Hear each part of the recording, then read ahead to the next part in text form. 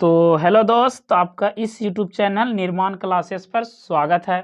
जैसा कि हम लोग चल रहे थे क्लास 10th साइंस का टॉप 10 VVI ऑब्जेक्टिव क्वेश्चन कर रहे हैं जो आपके प्रीवियस ईयर में पूछा गया है।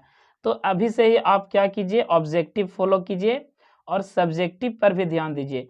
दोनों करिएगा तो क्या फ़ायदा होगा, तो दोनों करने का फ़ायदा ये होगा कि उधर से सब्जेक्टिव पढ़िएगा और इधर से ऑब्जेक्टिव पढ़िएगा। तो ऑब्जेक्टिव में क्या होगा, प्रीवियस ईयर आपका मैच करेगा तो क्या होगा, आपका जो कॉन्फिडेंस होगा वह बूस्ट होगा और आपको पढ़ने का मन करेगा, जिससे आप जो एग्ज़ाम में हैं बेहतर परफॉर्मेंस कर पाइएगा और क्या, तो आप बेहतर से बेहतर रिजल्ट दे सकते हैं। तो चलिए बिना देरी किए हुए आज के क्लास को हम लोग डिस्कस करते हैं। तो हम लोग कल के क्लास में क्वेश्चन नंबर 10 तक कर चुके हैं। आज हम लोग क्वेश्चन नंबर 11 से आगे की ओर चलेंगे। तो बोल रहा है क्या दोस्त, मानव हृदय में कोष्ठों की संख्या कितनी है। मतलब कि मानव का हृदय जो है कितने कोष्ठ से, कितने कक्ष से, कितने चैम्बर से बना है। तो इसका राइट आंसर क्या होगा, ऑप्शन बी में 2 है और सी में क्या है 3 है और डी में क्या दिया गया है 4। तो इसका राइट आंसर क्या होगा दोस्त, तो मानव का जो हृदय है वह 4 कोष्ठों से मिलकर बना होता है, यानी कि 4 चैम्बर से मिलकर बना होता है, जिसमें से 2 अलिंद और क्या होते हैं, तो 2 निलय होते हैं। क्या होता है दोस्त, 2 निलय।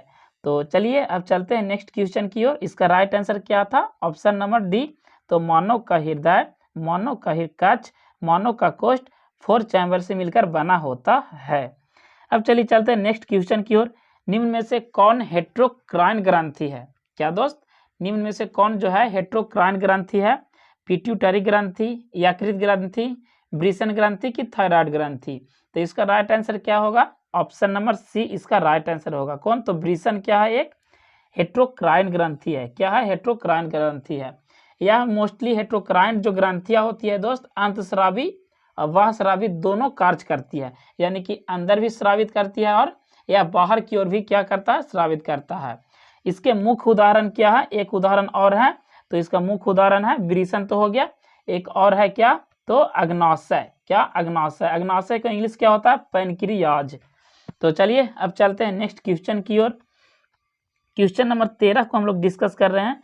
तो पौधों में गैसों का आदान प्रदान होता है, यानी कि पौधों में जो गैस आते हैं उसमें जाते हैं तो किसके द्वारा होता है, वात रंध्र से, रंध्र से, जड़ की सतह से, कि इनमें से सभी। तो इसका राइट आंसर क्या होगा दोस्त, तो इनमें से सभी। इनमें से सभी से क्या करता है, पौधे अपने सांस लेते हैं और गैसों का आदान प्रदान करते हैं। तो इसका राइट आंसर क्या हो जाएगा, इनमें से सभी। राइट आंसर हो जाएगा ऑप्शन नंबर डी। अब चलिए चलते हैं क्वेश्चन नंबर 14 को देखते हैं। निम्नलिखित में से कौन पुरुष हार्मोन है। पुरुष हार्मोन कौन है, एड्रिनालिन, एस्ट्रोजन, टेस्टोस्टेरॉन की इंसुलिन। तो इसका राइट आंसर क्या होगा दोस्त, तो टेस्टोस्टेरॉन। टेस्टोस्टेरॉन क्या है, पुरुष हार्मोन है, यानी कि मेल हार्मोन है, यानी कि इसको जो कहते हैं मेल सेक्स हार्मोन भी कहते हैं। क्या कहते हैं, मेल सेक्स हार्मोन, टेस्टोस्टेरॉन को। और इंसुलिन क्या होता है दोस्त, तो इसका राइट आंसर क्या होता, टेस्टोस्टेरॉन है। लेकिन इंसुलिन के बारे में हम लोग क्या करते हैं, डिस्कस करते हैं।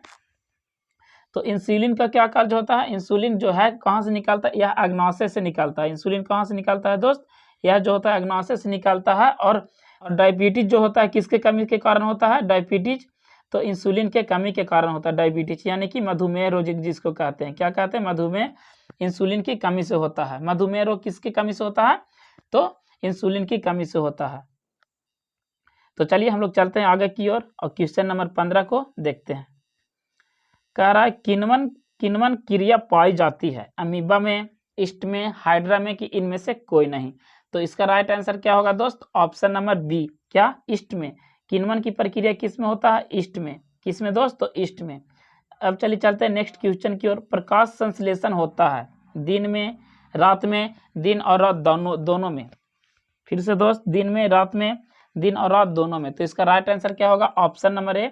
तो प्रकाश संश्लेषण की क्रिया जब भी होगी तो क्या होगा, सूर्य के प्रकाश में ही होता है। तो सूर्य का प्रकाश कब निकलता है, तो दिन में। तो इसका राइट आंसर क्या हो जाएगा, ऑप्शन नंबर ए, दिन में। अब चलिए चलते हैं नेक्स्ट क्वेश्चन की ओर। बोल रहा है आयोडीन को निम्नलिखित में से किस द्रव में घोलने से आयोडीन बनता है, क्लोरोफॉर्म, ईथर, कार्बन टेट्राक्लोराइड की एथिल अल्कोहल। तो इसका राइट आंसर क्या होगा दोस्त, एथिल अल्कोहल। यानी कि हम लोग क्या करेंगे, इसका राइट आंसर क्या है, ऑप्शन नंबर डी इसका राइट आंसर है, एथिल अल्कोहल। हम लोग क्या करेंगे, आयोडीन किसका दोस्त, तो आयोडीन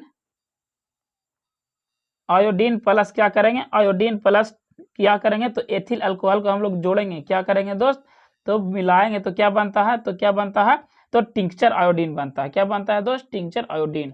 चलिए चलते हैं नेक्स्ट क्वेश्चन की ओर। डालडा में उपस्थित वसा अम्ल किस प्रकृति का होता है, संतृप्त, असंतृप्त, आंशिक संतृप्त की अति संतृप्त। तो इसका राइट आंसर क्या हो जाएगा, असंतृप्त। ऑप्शन नंबर बी इसका राइट आंसर होगा, क्या दोस्त, ऑप्शन नंबर बी। अब चलिए चलते हैं नेक्स्ट क्वेश्चन की ओर। प्रोपेनॉन का क्रियाशीलक मूलक है, मतलब कि प्रोपेनॉल का क्रियाशीलक मूलक इनमें से कौन है, OH, COOH, CO कि CHO। तो इसका राइट आंसर क्या होगा दोस्त, CO। यह एक क्या होता है, कीटोन समूह होता है। C लिख के क्या है, डबल बॉन्ड है, ऑप्शन नंबर सी। तो इसका राइट आंसर क्या होगा, ऑप्शन नंबर सी इसका राइट आंसर होगा, C डबल बॉन्ड O।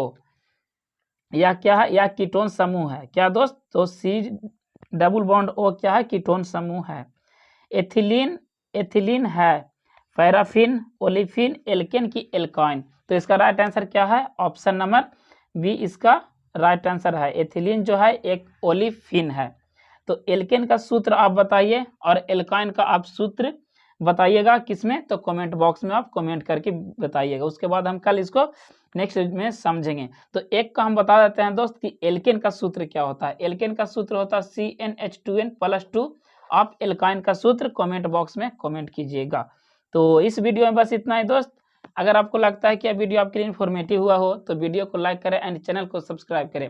और एक सूचना और, जैसा कि हम लोग डेली बेसिस पर चल रहे हैं, क्या टॉप 10 प्रीवियस ईयर क्वेश्चंस को डिस्कस कर रहे हैं, तो इस पे आप इसको आप अभी से ही पढ़िए, तो आपका जो होगा 1-2 महीना में क्या होगा, सारे प्रीवियस ईयर आप कर लीजिएगा, जिससे औरों से तो आप अधिक आगे चल ही जाइएगा।